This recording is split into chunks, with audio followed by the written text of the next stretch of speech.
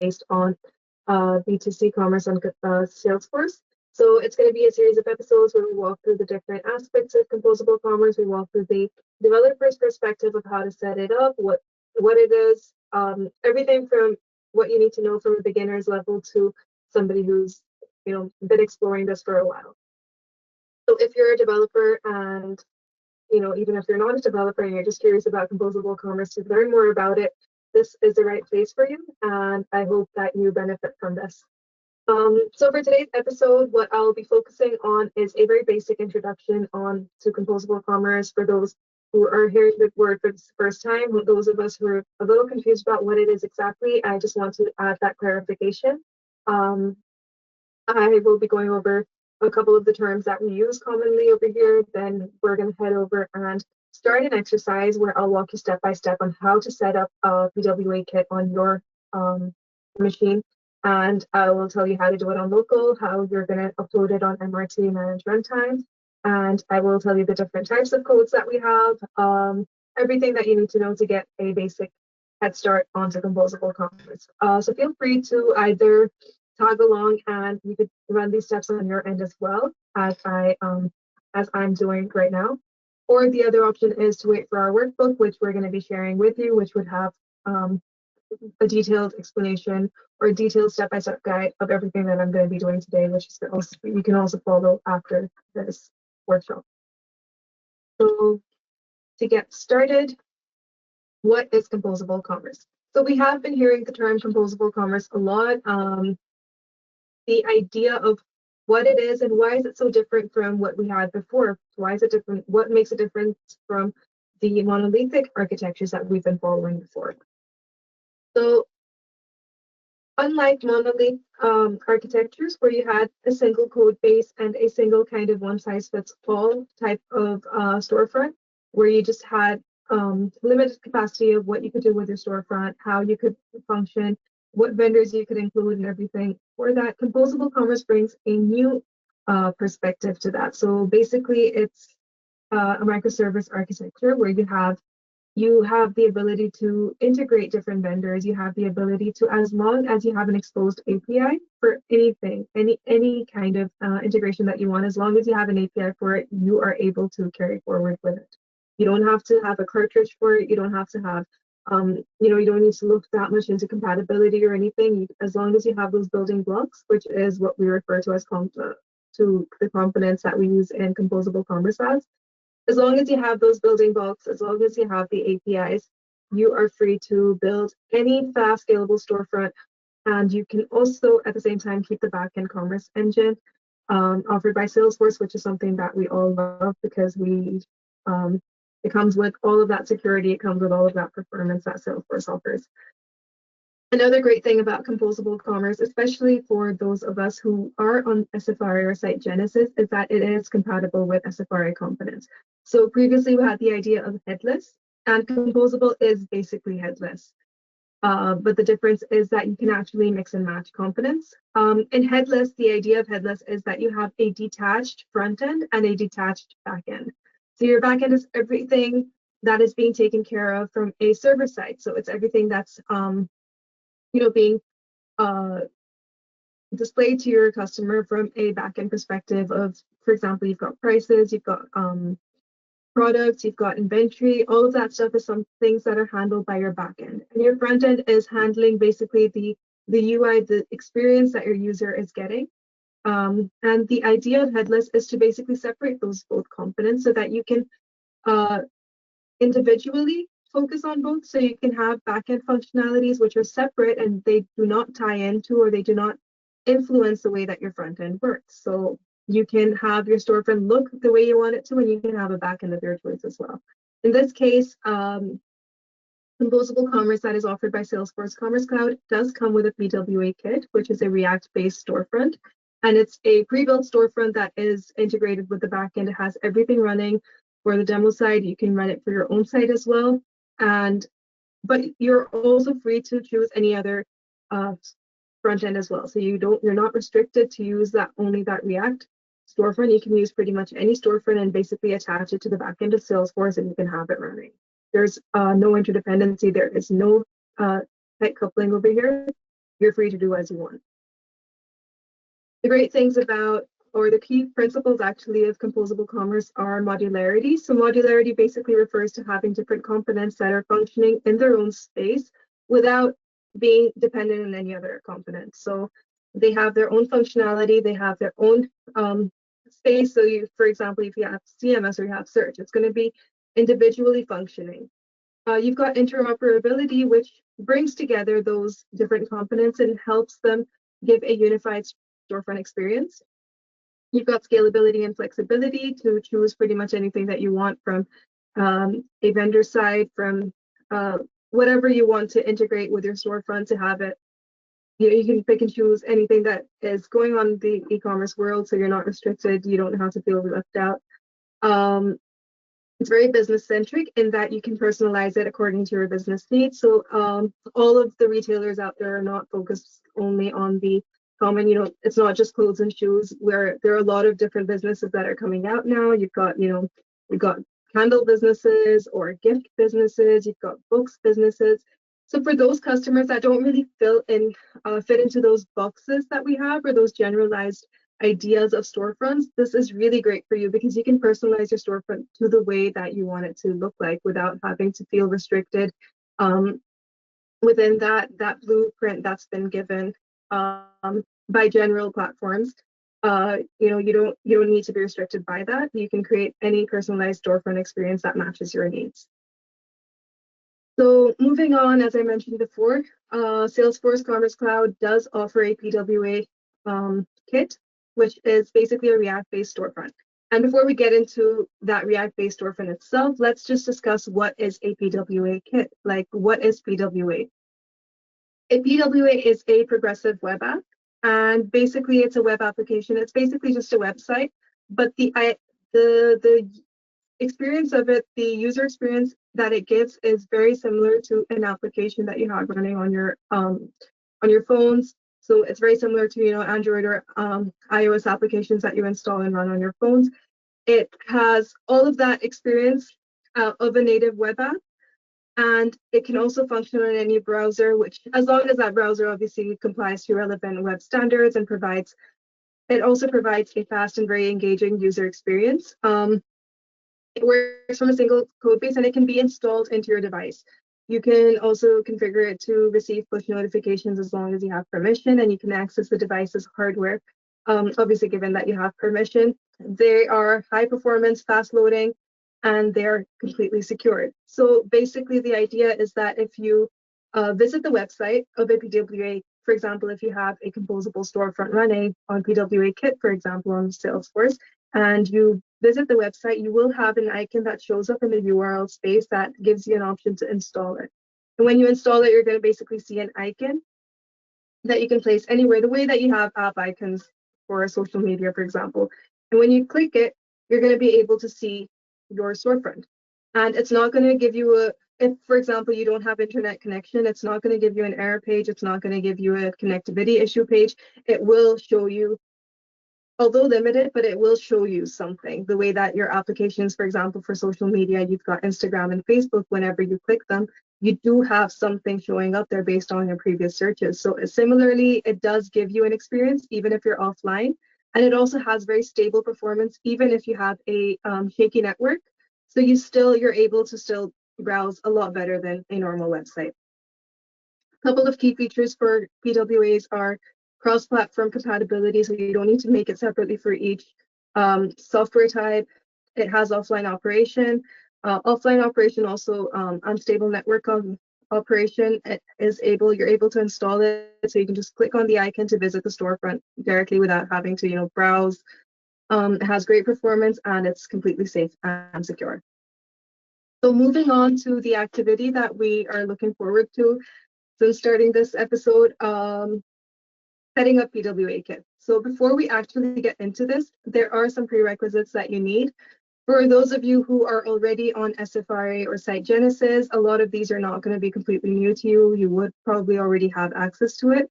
For those of you who don't, you will need access to a Realm instance. So preferably for this exercise, you just need an SIG instance, which is a secondary instance group. For example, you've got ODS sandboxes. So you don't need like a development staging or anything like that. You just need any sandbox to get this working. You do need Node installed, so at least version 18 and above, NPM version 9 and above. Git is obviously optional. I mean, you can do without as well, but it's a good thing to have for version control.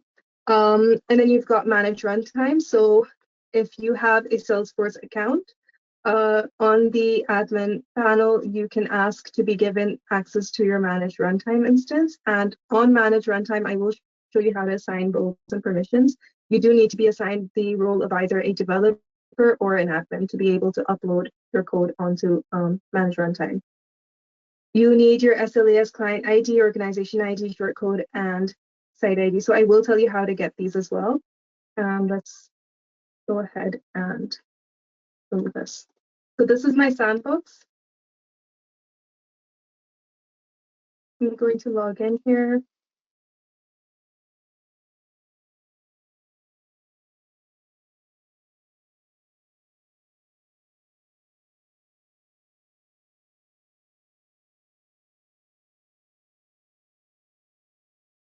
Okay. So first of all, to get your SLAS client ID, we're going to head over here to administration, and under site development, we have Salesforce Commerce API settings. So we'll open this. And you can see I've got my short code here and my organization ID here. Yours will probably follow a similar pattern, but you might have a different number, different combination of letters here. And you have this option of SLAS admin UI. So if I open this, you do also need access to this. So do ask your administrator to give you access to your SLAS admin UI so that you can create client IDs.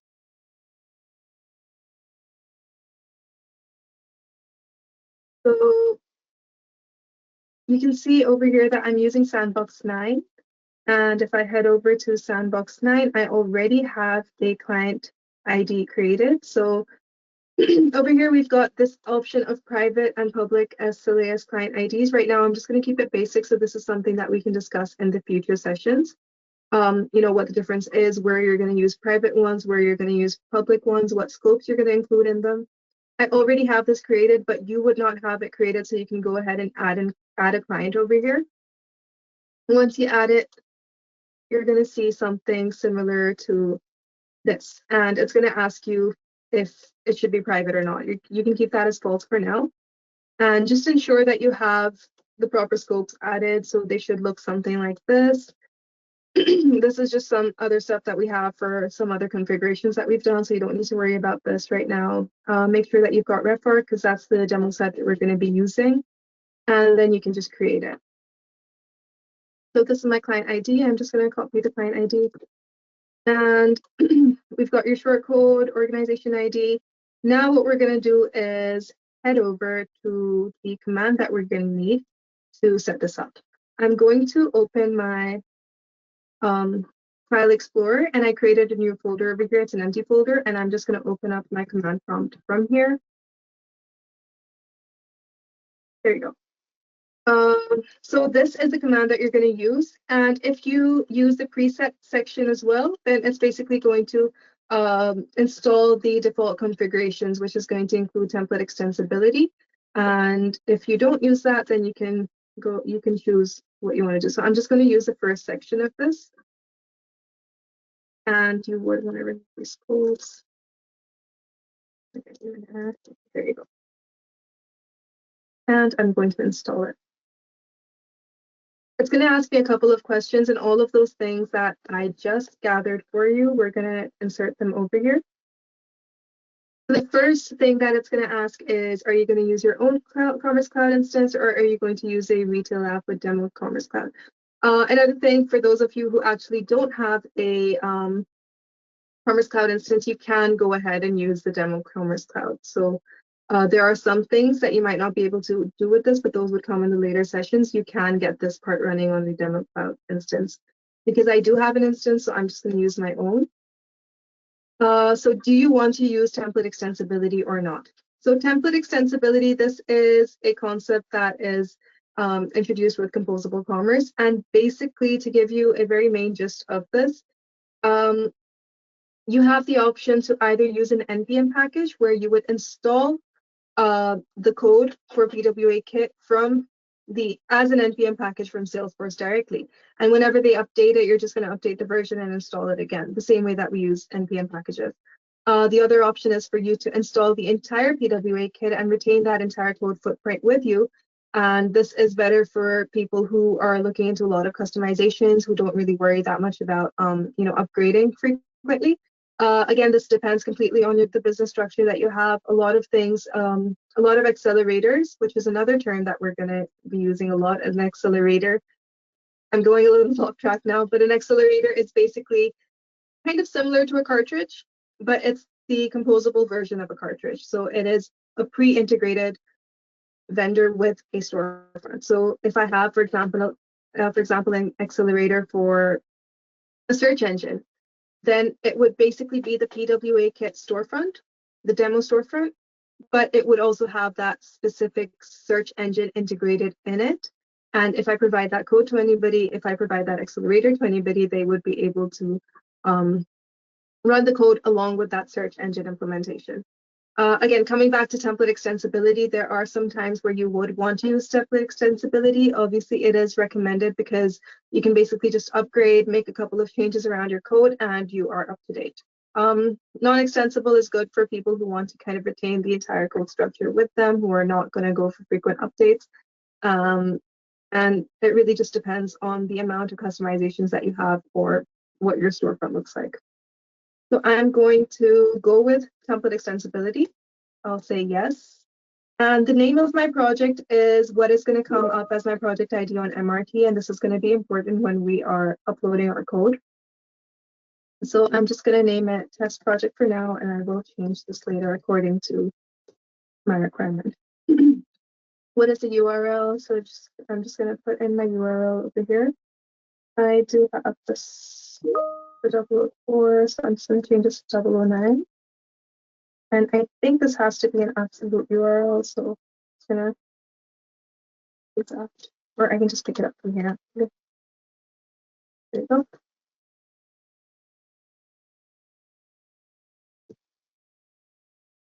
Okay. What is my SLAS client ID? So I did just copy that. And here, there I go. That's my SLAS client ID.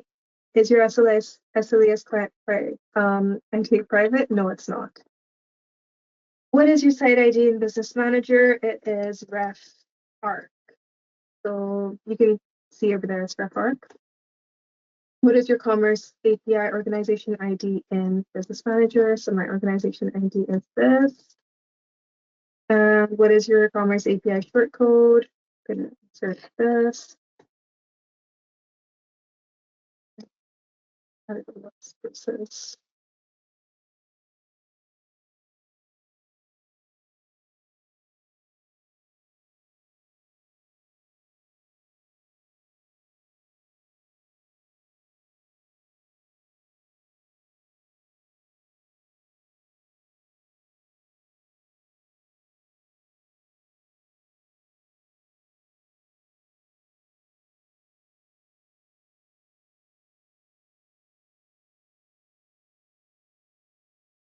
Right. So I just want to make sure you don't have extra spaces, obviously. And that's it. So now it's going to start installing it in the specified directory that I've run the command prompt from.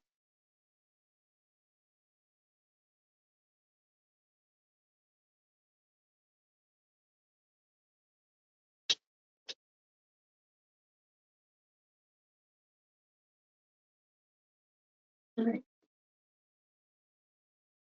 So for the first part, what I'm going to do is I'm going to run it on localhost. We have that concept of server deployments over here. For those of you, again, who have been working on SiteGenesis and SFRA, we are not going to be using this anymore. At least not for the front end. So there will be times where you do need, you have some sort of backend dependency where you have hooks. Again, something that we will be discussing in later sessions. You have some sort of code dependency, then you can upload it over here. Like, for example, we have this for CloudNerd that we integrated. We did have a dependency, a cartridge dependency. or for jobs that you want to run, that is something that is still just supported by Business Manager only. You do have to, in some cases, run something on some customized code on your backend, which would be uploaded over here. And your front end code would be completely separate. The Retail React app will be completely separate from your backend. So you're going to maintain that code separately. Your backend doesn't need to know about your front end code. Your front end doesn't need to know about your backend code, and hence it's completely headless. So this is going to take some time.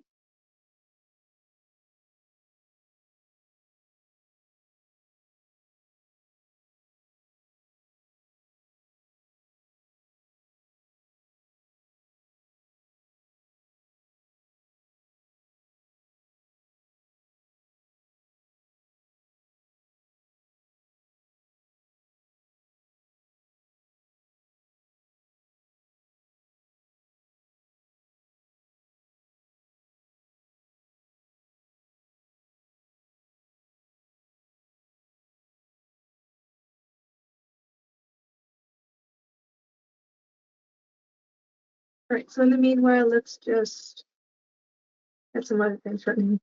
Let me walk you through the MRT instance. So this is what your managed runtime looks like. To answer a frequently asked question, your MRT is not a replacement for Business Manager. There are some features that are available in MRT as well. Again, your MRT is responsible for hosting your composable code. So it's responsible for your front end, and your Business Manager is still going to be responsible for some backend operations like the customized code hosting, as well as it's going to maintain data like your custom preferences, etc. It's going to run jobs for you. This is an environment where you can host your code for the Retail React app. You can see that this is what we get out of the box. So we haven't paid anything extra for this. This comes with the plan that you have already. If you have purchased a Realm, if you have an ODS sandbox, you're going to be able to access something that looks like this, except you won't have projects here. These are something that we created by clicking here. You have 5 environments that are available out of the box, which we've used all of right now. I have 4 over here, and I have 2 environments set up within this project.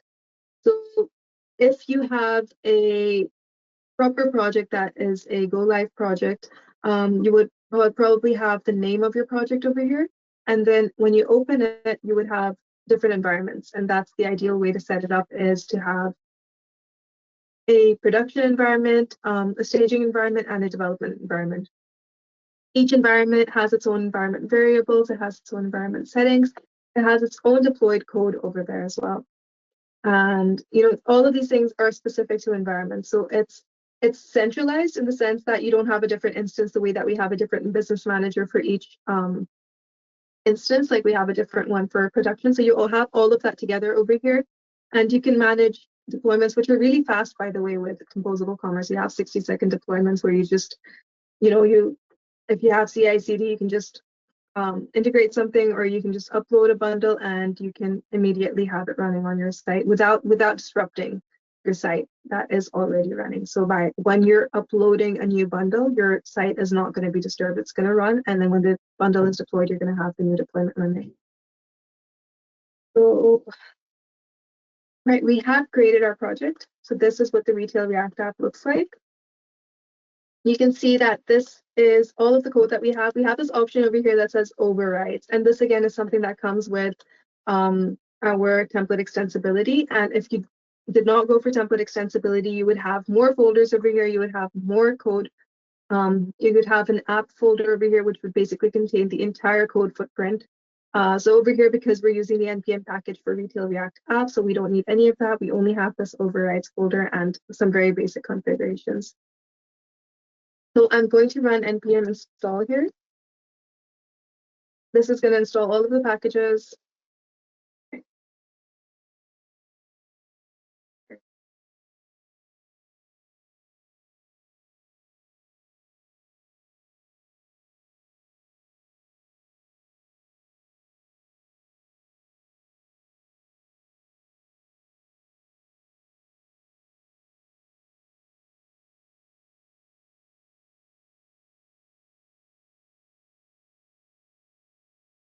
npm build. This is going to basically compile the project.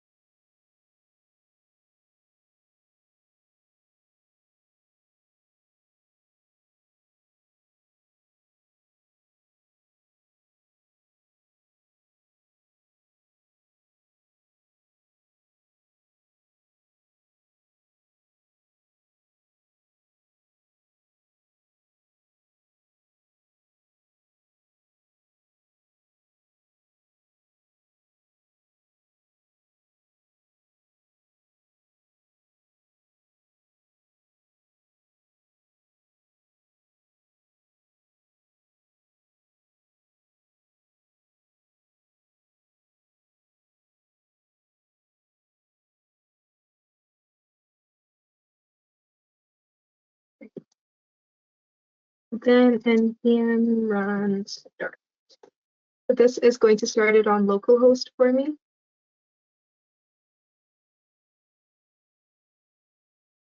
The port is automatically configured to 3000, but you can reconfigure it within the code. So you can change your port to be anything else as well.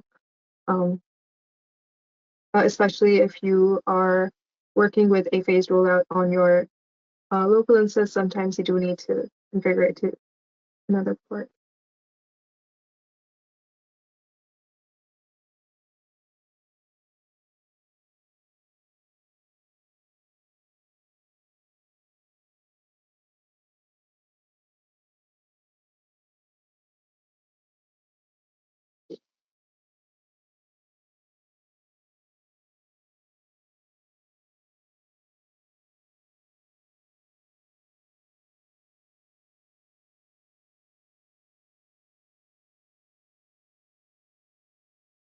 So there you have it. This is the storefront. You can see that everything is, going the way that it should be. This is the entire storefront. Everything is already pre-built out of the box, and this is an open option for anybody as well who just wants to go onto Composable. So it's not important for you to integrate multiple vendors. You have everything already offered here. You've got your default Salesforce search. You've got Einstein. You've got Page Designer for any pages that you want to build, which is already supported here. You can see that everything, the PDP, the PLP, the homepage is all set up. Add stuff to the cart.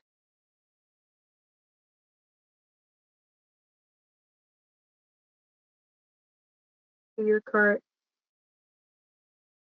and you also have your checkout menu. So this is a complete storefront in itself, and everything is already offered out of the box. This is on localhost port 3000, and now I'm going to show you how to deploy it on MRT. So the first thing that you're going to do is after you log into MRT, ensure that you have access to any project you have. You need to have user permission of either admin or then developer. So I do have admin to be on the safe side. You're going to head over to your account over here. And if you scroll down, you can see that this says your API key is needed to authenticate and verify APIs. So the first time you're going to set this, you can store it somewhere, you can have it noted down. If you forgotten it, you need to regenerate it. What you can do is you can click on reset and copy this command, and you can run it anywhere on your command prompt. So I'm just going to open a new command prompt, and I'll paste it here to run it.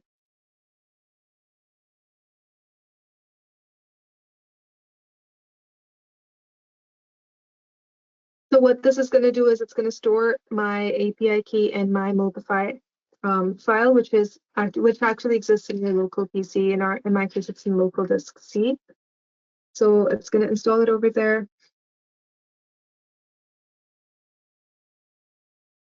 Yeah. So it's saved now, and what I need to do next is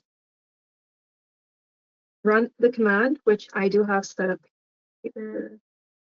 So the next command is going to be this.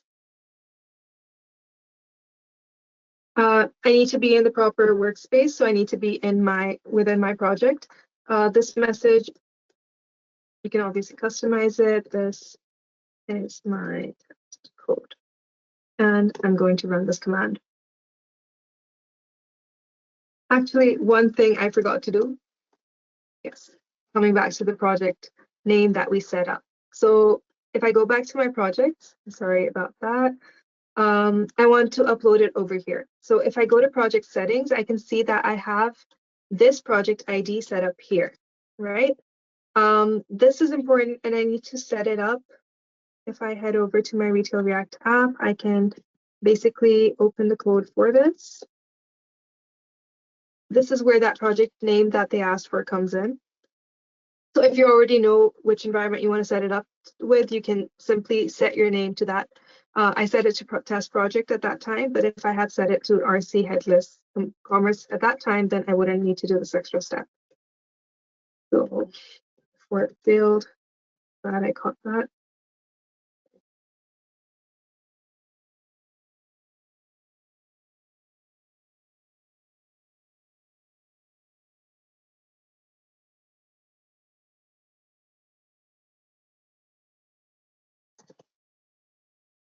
And we're going to head over to the environments and production. So it's going to be uploaded over here. Hope it goes well.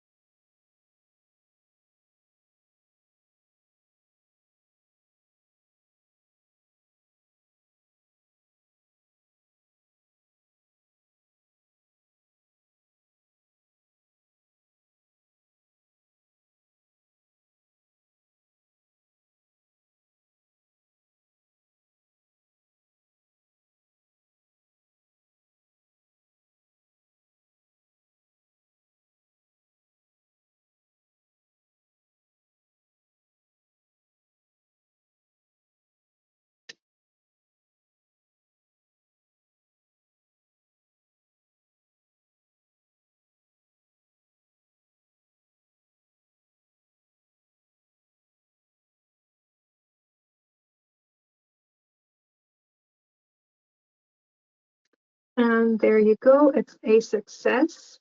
And if I refresh this, this is my test code. And I can deploy this.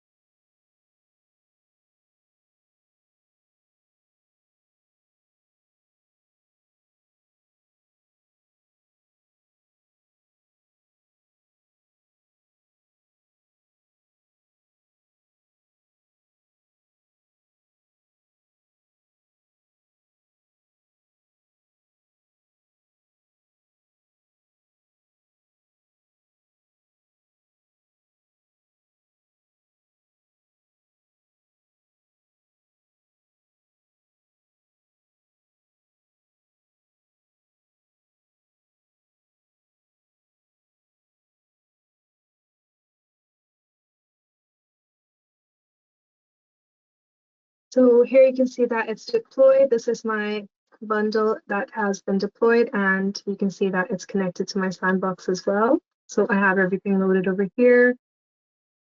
And that's it for today. So thank you for joining this webinar. And stay tuned for the next episode where we're going to be discussing more about MRT, what MRT offers us, how it supports with CDN caching, performance, the different features that it offers, how we can work around, using environment variables. All of that we're going to be discussing in the next episode. So stay tuned and thank you for joining us today.